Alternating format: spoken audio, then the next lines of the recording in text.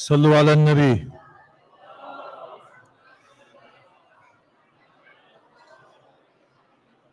صلوا على النبي.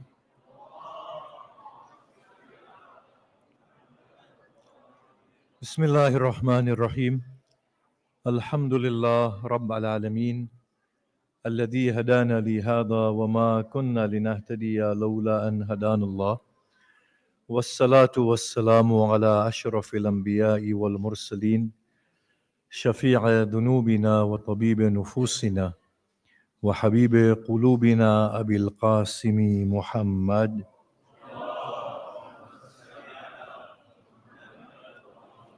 وآله الطيبين الطاهرين وأصحابه المنتجبين ومن تبعهم بإحسان إلى قيام يوم الدين.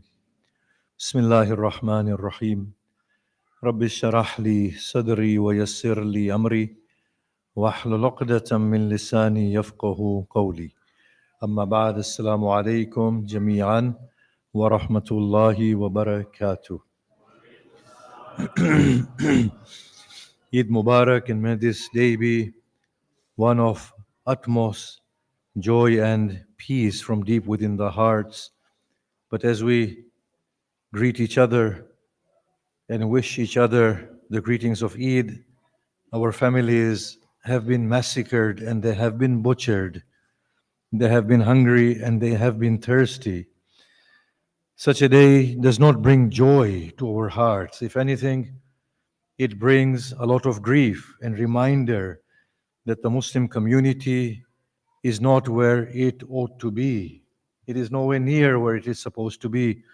A community reaching 2 billion, 1.67 billion with this state is a state of crisis and an embarrassment. So it brings a lot of grief to our heart. But with acknowledgement of inability, an embarrassment before God, an embarrassment before our brothers and sisters who are being butchered and who have been butchered mercilessly, and their killers have proudly posted the pictures of killing them without any sense of consequence and with full impunity. All we can do is to pray Fatiha and for Allah subhanahu wa ta'ala to straighten our affairs.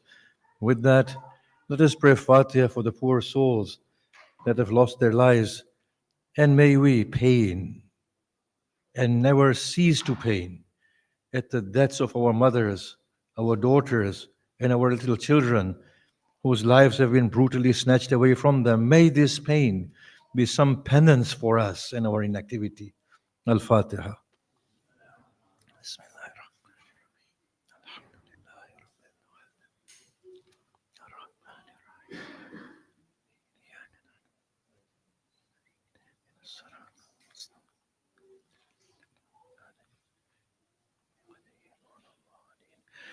I'm not one for advocating disrest or warfare or killing. I'm not one who distinguishes between a Muslim and a non-Muslim, between a faithful and a non-faithful, but taking birth in the house of Islam, it makes it my first responsibility to care for my own family, even though humanity is my family. But when one segment of humanity is being oppressed so brutally and nobody else is talking about it, it causes a lot of pain. And then the fear of standing before these little children on the day of Qiyamah, when they will look and say, you had nothing to lose. You could have supported us. You could have spoken about us, and you failed to do that. And then after that, to meet with the Blessed Prophet and be questioned by the Blessed Prophet, and after that, to meet with the Majestic One. It's not an easy prospect. What we are doing right now as the Muslim Ummah in a human community is not good. It is bad. It is vicious and evil. It is totally unacceptable. This is not the way a human community should be, and especially not the way the Muslims should be. It's a shame that we have regressed from the pedestal at which the Prophet had left us. It is wrong, and there is dire lack of leadership within the Muslim community. Either we are afraid or we are politically motivated, or we gauge by what the world will react as opposed to our actions. On the one hand, we say Allah Razaq, He is the feeder. On the other hand, we say, if we say anything against the world powers right now, then we'll be sanctioned. Look at the way we are thinking. Something has gone very wrong. When it comes to the Palestinians, some states speak. When it comes to China, those various states remain silent. When it comes to China, certain states speak against China. When it comes to Palestine, then they remain silent. Look at the way in which we are thinking. There is wrong in this. And it's a total lack of leadership, spiritual leadership. We do not need leadership that takes us into war. We need leadership that has foresight and wisdom, that can bring about peace, that knows its worth and the worth of the 1.7 billion Muslims, that can also win the sympathies of humanity at large. And we are seeing this. Humanity at large is a good thing. They are good people. Majority of the people of this earth are good. They are endowed with the light of God. They can't tolerate this. And they can't tolerate the inactivity of the Muslim states and the support of the non-Muslim states for the barbaric actions of the Israelis who are killing innocent, defenseless people. Now I know my words might not sit well with you. I don't blame you. And I know we've been frightened into not talking and silenced. But trust me, nobody can harm anybody because we are not enemies of people. We are the lovers of people. We are not talking against anybody. We are talking for the oppressed people. And that is the ethos of humanity. This is what every individual is supposed to do. In fact, the non-Muslims are doing this far more than the Muslims are. There is a way to be critical, which is measured. And for us to then not even do that shows what a pathetic state we are in. Our ulama, our leaders, our community heads should talk about these things. People of faith should talk about it, not remain silent, but not inciting hatred, not at all. Now I have to, as per the instruction of the Prophet, in the first khutbah, remind ourselves of the essence of our stay on earth and what we are supposed to do. There comes a point in life, obviously, at this stage, when you reach at this stage in life, when life has gone, you begin to realize that the only thing that was worthwhile in this world and the only task at hand was to be grounded with God, to find God and to make peace with God internally. When you're young, you're aspiring, you want to change the community, you want to speak the truth. As you age, you begin to see that no, it's very different. It's all about finding your inner self. It's all about connecting deeply with God. This condition in which we are right now is not good. There is a lot of disturbance and turbulence in there. This heart is not at ease. There is anger in there. There is greed in there. There is jealousy in there. There is lack of trust of God in there. There is wastefulness in the mind. This is not where I am supposed to be. My journey is about to come to an end. I need to find myself. I need to find my God. I need to make peace. I need to go with a happy heart. I need to leave this place wholesomely. I need to forgive all and need to be forgiven by all. I need to say to God as I breathe my last, thank you. Thank you for this wonderful opportunity, most of which I have wasted. Forgive me for the rest, for you are the most forgiving. We need to work inwardly. We need to cleanse that soul of ours. As both of the surahs today informed us, successful are those who purify their souls. Purification of the soul is not what we have been taught. Eat less and drink less and sleep less. No wonder people get admitted to psychiatric hospitals after that. Not eating, not drinking, and not sleeping, what do you expect? That's not purity of the heart. Eat as much as you want. Who has prevented you from partaking in the bounties of God? That's what the Quran says. Sleep, you're human beings, you need to sleep. What this verse means is purify the inner soul. Rejoice with the kingdom of Solomon, but share at the same time. Do not become greedy and so attached that you can't live without wealth. Acquire wealth, enjoy wealth, thank God and share with others. Rejoice in the bounties that God has given you. That's what it means. But remove jealousy from within. Remove greed from within. But remove attachment from within.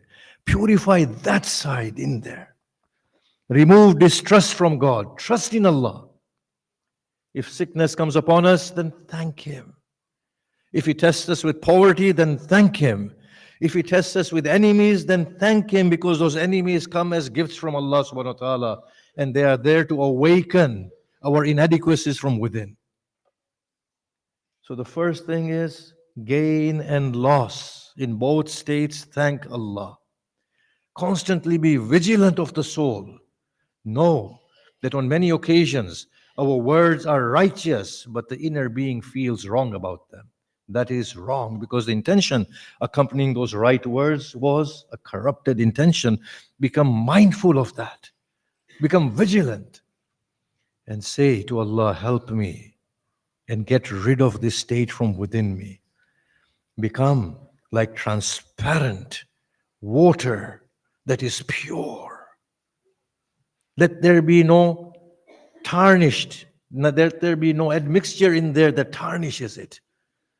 Let us remove hypocrisy, greed, fear, anxiety. It doesn't make sense at this stage when death looms over my head that I fear other than God. Has He not taken care of me for all these years of my life? If my tomorrow comes, shall He abandon me? Why do I need to fear people? Why? But do I need to be foolish as well to tell people, to incite them into hatred? No. But fear should go. There should be no fear left. There comes a stage in which there should be no insecurity left within the heart.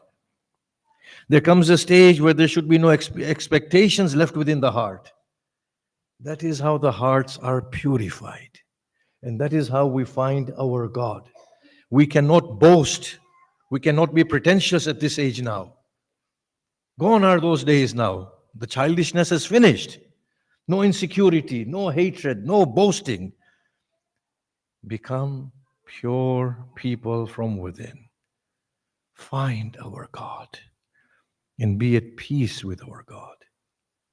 Thank Allah for every sajda He allows us to perform. Subhanallah.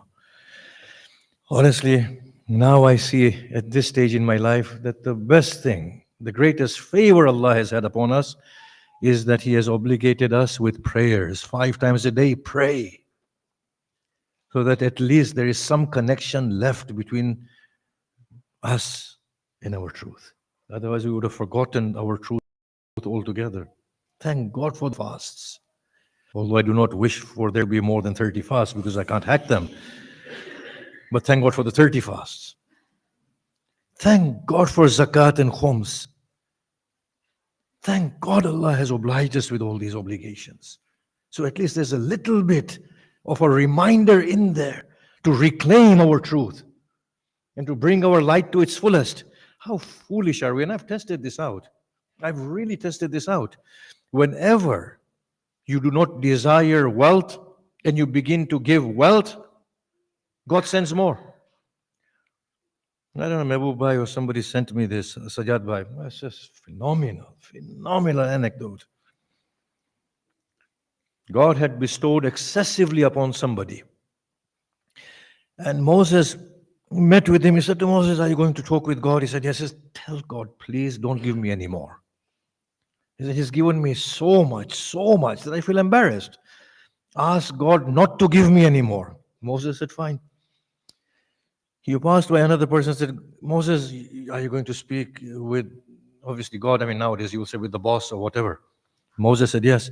He said, can you tell him to give me something? I've only got this one garment. I've got nothing else. Moses said, fine. Moses went and spoke with God. He said, God, but there are two people I've met. One is saying, Allah, you have given me more than enough. I can't thank you for it. Do not burden me with more bounties. Another one is saying, God, you haven't given me anything. Apart from one garment, can you give me more? God replied to Moses, he said, tell the first one, if he wants me to stop bestowing upon him, then he should stop thanking me. Every time I give him something, he thanks me, and therefore I multiply my blessings upon him. He says to the second one, that if he wants me to grant him more, then to start thanking me. If he thanks me, I will give him more. I mean, there's something in there for us to understand. There is something in there for us to understand. If we give in the way of humanity, he will give more. He is saying that. Why this insecurity about wealth? If he appreciates us, who cares? If the whole of humanity spits on our faces, who cares? This is the very humanity who spits on our faces today, who will cry for us and pray Fatiha for us when we are put inside our graves. This humanity is a foolish place. Don't live with the appreciation of these humans. Who cares about these humans? What have they done? Look at them. I'm talking about my own self. Why fight for their appreciation? Who cares? The appreciation, the one whose appreciation matters is Allah. What has he lost? The one who has found you, says Hussein. Work towards Allah. Find Allah. If he finds me beautiful in this ugly state, then I am beautiful. If he finds me ugly in the worldly beautiful state, then I am ugly. It is all to do with us and with him. Remove these prejudices and discriminations from our hearts. There is no black, there is no white, there is no sick, there is no poor, there is no old, there is no ugly, there is no beautiful. There is no Muslim, there is no non-Muslim. Remove all of this filth from our hearts. It is only Allah and the beauty of Allah that prevails.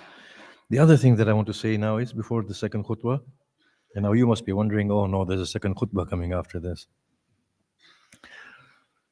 That we are here not only to find our own selves and make our peace with God, but we are also here to do our bit in this world. أَفَحَسِبْتُمْ أَنَّمَا خَلَقْنَاكُمْ عَبَثًا. Have you imagined that we have created you in vain? No. That you will not be returned to us. We have to perform our part of work here. Humanity is one family. We need to contribute. In whatever way Allah gives us capacity, contribute. If we can do good to humanity by studying and taking steps forward to improve the status of humanity, then that is a service owed. If Allah has given us the ability to speak, then spread the goodness of God and humanity. If God has given us wealth, then share it with humanity. In whatever capacity God keeps us, in whatever capacity God gives us, we are supposed to share and make this humanity somewhat better than what it is at present. Even if that means picking up the telephone and asking our near ones if they are well. Even if it means to going to our neighbors and asking after them. Even if it means to hold the hand of a person and crossing road and helping them to cross a road. Then do it. Whatever is our capacity, we need to contribute in that capacity. And if somebody has nothing else to give, then forgive the enemy from within. And if somebody has no enemy to forgive, then pray for humanity from within. We all have a responsibility towards humanity. Humanity is our family. With that then, let us pray one more Fatiha for our dear family in Palestine, and for all our marhumin al-Fatiha.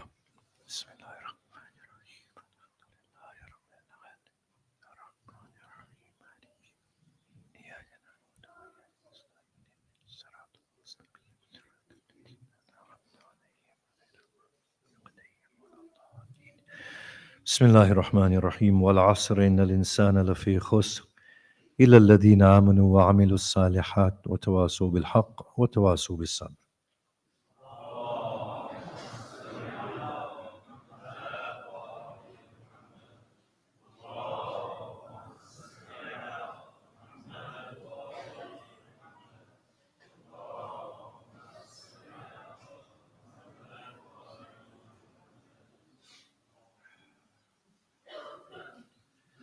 Bismillahir Rahmanir Rahim. Very quickly, and I'm sorry I've taken a long time in the first sermon.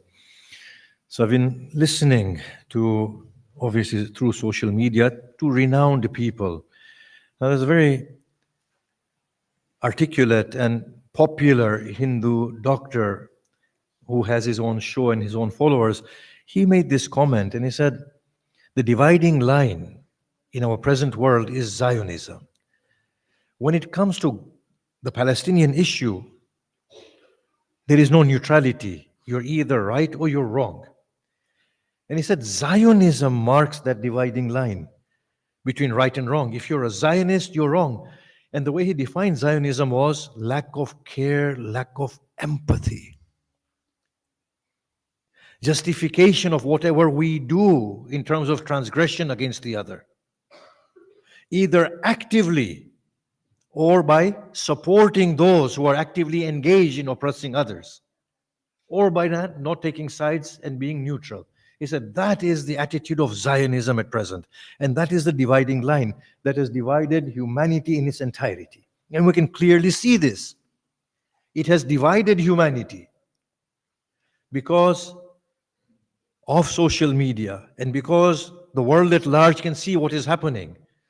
There is nobody on the face of this earth who doesn't understand the brutality of the Israeli actions against the Palestinians. And there is no one in this world whose heart is either paining or not paining. There is no middle ground left anymore. And I thought that was intriguing and amazing, because in history this seldom happens. According to the Quran, it happened in the time of Nabi Nuh, that the world was either right or wrong. Never again has it happened in history at such a large global scale. During the Second World War, obviously, a lot of the people did not know what was happening. But right now, the world at large knows what is happening. There are two sides. And then he said, you don't have to be born into Judaism to be a Zionist. He said there are 70 million Christian Zionists, not only ideologically, who want to bring in the coming of the Messiah within Jerusalem. He said Christian Zionists are all those who do not sympathize and who feel no empathy with the suffering of the people who are being brutally butchered, and they are still funding the state of Israel to go ahead with its campaign in building their greater state. Then he said there are Hindu Zionists. He was speaking very fearlessly. The people who support the state of Israel and who share that notion. He said there are Muslim Zionists.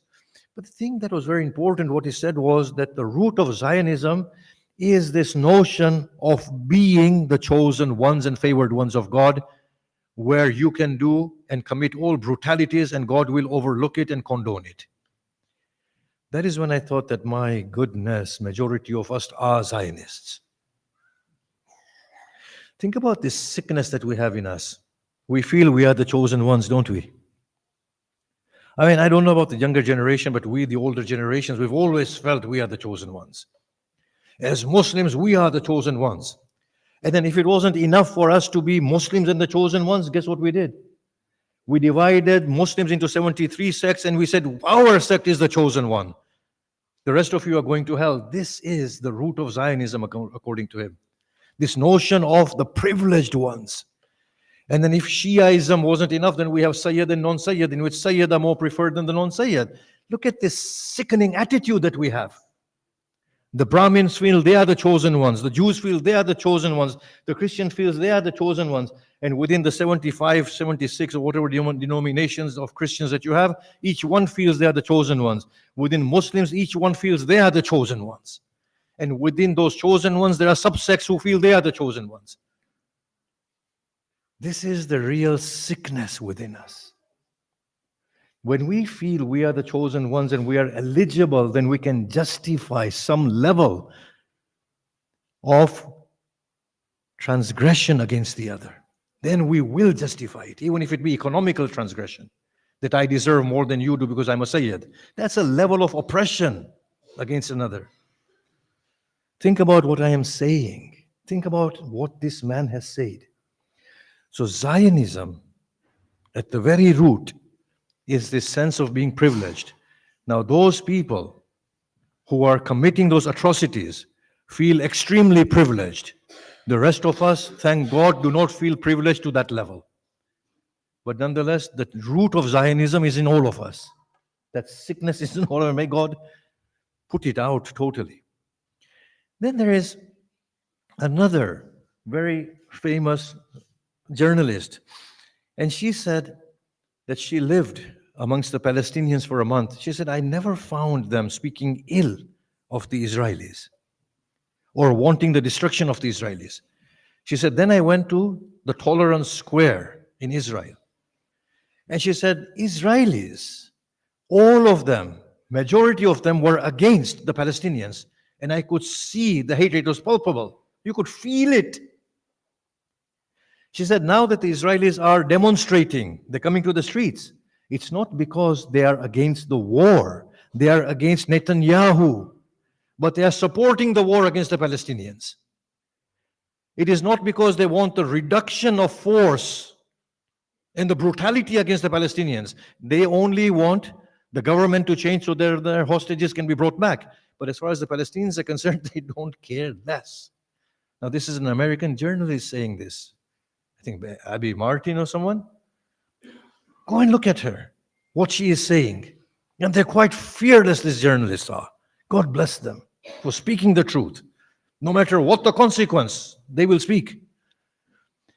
Nobody is against people speaking in a measured manner with facts. Don't get emotional and don't let your emotions take you away from the path of justice. Be just and speak. This is what humanity needs, justice and truth and honesty. Now, the majority of the Israeli nation being in that way is worrying and concerning. It is not good. I am not saying I advocate the hatred of the Israelis. No, I'm saying this is a part of our humanity. Until that part is rectified, the rest of humanity is tarnished. And the rectification is not through destruction and killing and hatred. Nobody hates the Jews. We are not anti-Semite, but I'm saying don't even hate the Zionists who are advocating for the murders and the cleansing of the Palestinians. Don't even hate them. We are concerned, but we need to find a way into how to resolve this problem. They are deeply paranoid. They're extremely paranoid, these people. And I can sympathize with this paranoia because the Shias are paranoid. Now forgive me for saying this. All the du'as that the Shias read, we are few in numbers and we've got so many enemies. Who's your enemy? You can go and become the prime minister of this country. Who's stopping you? You know all these du'as that we read? And telling the 12th Imam, where are you? We are dying. Who's killing you? You're in a good position. These du'as are very negative. It's an outcome of paranoia. It might have been valid at some point, but now they're totally invalid, those captions of these du'as, and they've not been given by the Imam. So I can sympathize with those people and their paranoia. I remember in my earlier days, I was paranoid as well. Everybody is my enemy. Everybody is against me. To the extent that, Muhammad Bhai, we nearly mounted a revolution in our own mosque. Do you remember? In the support of Baba Khomeini. When everybody else was supporting Ayatollah Khoi, we, the youth, we held the whole community to ransom. I don't know how many of you can remember this. We are paranoid people like they are. So we can understand and relate. We need to overcome this. Now, Sunak will still not stop arms sales to Israel. Three of our citizens have been killed, right? 3 or 4. It has caused outrage, and quite rightly. But I'm asking Sunak, 15 to 20,000 women and children did not cause this outrage in your soul? Sunak is the biggest Zionist. And Starmer is no less of a Zionist. Look at the way they are supporting. 80% of the British public is against this war. We are appalled at Sunak and Starmer, but still shamelessly these people are supporting them. Shamelessly. It's a disgrace to our nation that these people are leading us. Use our vote to bring somebody else in who can represent us properly. The only thing Sunak can say when Galloway won was that the protests are a sign of Islamic extremism. Killing 40,000 people is not extreme, but peacefully protesting with Muslims, Christians, Jews, people of no faith and all faith is extremism. Where are their minds? What has possessed these people? What has deprived their souls of humanity? What level of hypocrisy is this? And even after our own citizens have been killed, they are still selling arms. Do you know something? We were selling arms to Saudi Arabia. The Saudis, without discrimination, were killing Yemeni civilians. The court ruled it as illegal for us to sell arms to the Saudis. Do you know this? I remember here I was screaming and shouting that Cameroon is selling weapons to the Saudis which they are not using with care until it went to the court. We will be taken to the court again. It will be such an embarrassment that we have sold arms to a regime that has killed little children. ICJ is saying that there's a plausible case for genocide. That makes us complicit in genocide and crimes. But our government will not listen. And this is a state of democracy where 80% of the people are appalled by what Israel is doing, but people on the top are forcing the whole nation into support of barbaric actions. This is democracy when it goes wrong. When the next election comes, make sure Sunak is out. At least he doesn't have our vote. And Starmer doesn't have our vote. And I know it's not right for me to become political at this stage. But we can't support these monsters. They are the two most pathetic people I've ever seen. No less pathetic than Blair. Cameron took us to Libya. What did we gain? We've ruined Libya. We caused the death of 1 million people in Iraq. We are causing deaths of little children in our name. They have been the most pathetic parties, both of them conservative and Labour, for the last 20 to 24 years. Undeniably. And this cannot happen in our name. And the British public has awoken. And I hope we send a message to our politicians that no, we have nothing to do with your personal beliefs. You can be a Zionist, you can be whatever you want, but you will not support murders of innocent people in our name.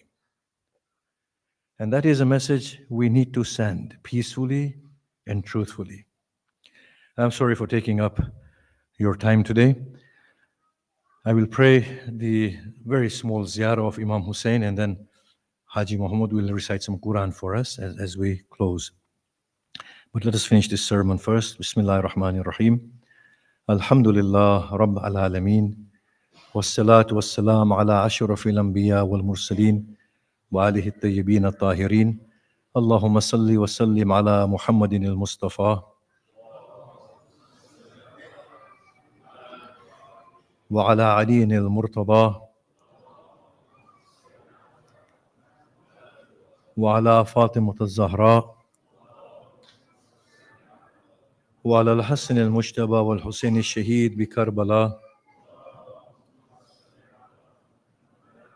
وعلى علي بن الحسين ومحمد بن علي وجعفر بن محمد وموسى بن جعفر وعلي بن موسى ومحمد بن علي وعلي بن محمد والحسن بن علي وحجة الله بن الحسن القائم المهدي المنتظر. اللهم عجل فرجه وسهل مخرجه، واجعلنا من أنصاره وأعوانه والمستشهدين بين يديه. بسم الله الرحمن الرحيم. قل هو الله أحد الله الصمد لم يلد ولم يولد ولم يكن له كفوا أحد. اللهم أنت السلام ومنك السلام ولك السلام وإليك يعود السلام. سبحان ربك رب العزة عما يصفون، والسلام على المرسلين، والحمد لله رب العالمين. السلام عليك يا أبا عبد الله الحسين، السلام عليك وعلى جدك وأبيك، السلام عليك وعلى أمك وأخيك، السلام عليك وعلى 9 المعصومين من ذريتك وبنيك. السلام علينا وعليكم جميعا ورحمة الله وبركاته. اللهم صل على. I'll call Haji Muhammad to come and recite Quran for us, please.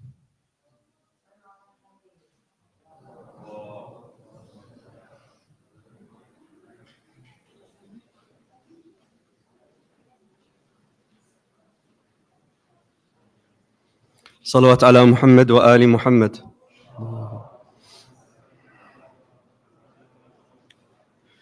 Shall I just recite a few minutes from Surah Al-Hadid? أعوذ بالله من الشيطان الرجيم. بسم الله الرحمن الرحيم. سبح لله ما في السماوات والأرض وهو العزيز الحكيم. له ملك السماوات والأرض يحيي ويميت وهو على كل شيء قدير. هو الأول والآخر والظاهر والباطن وهو بكل شيء عليم. هو الذي خلق السماوات والأرض في 6 أيام ثم استوى على العرش. يعلم ما يلج في الأرض وما يخرج منها وما ينزل من السماء وما يعرج فيها وهو معكم أينما كنتم والله بما تعملون بصير. له ملك السماوات والأرض وإلى الله ترجع الأمور. يولج الليل في النهار ويولج النهار في الليل وهو عليم بذات الصدور. آمنوا بالله ورسوله وأنفقوا مما جعلكم مستخلفين فيه، فالذين آمنوا منكم وأنفقوا لهم أجر كبير. وما لكم لا تؤمنون بالله والرسول يدعوكم لتؤمنوا بربكم وقد أخذ ميثاقكم إن كنتم مؤمنين. هو الذي ينزل على عبده آيات بينات ليخرجكم من الظلمات إلى النور وإن الله بكم لرؤوف رحيم. وما لكم ألا تنفقوا في سبيل الله ولله ميراث السماوات والأرض لا يستوي منكم من أنفق من قبل الفتح وقاتل أولئك أعظم درجة من الذين أنفقوا من قبل وقاتلوا وكلا وعد الله الحسنى والله بما تعملون خبير من ذا الذي يقرض الله قرضا حسنا فيضاعفه له وله أجر كريم يوم ترى المؤمنين والمؤمنات يسعى نورهم بين أيديهم وبأيمانهم بشراكم اليوم جنات تجري من تحتها الأنهار خالدين فيها ذلك هو الفوز العظيم صدق الله العلي العظيم. صلوات.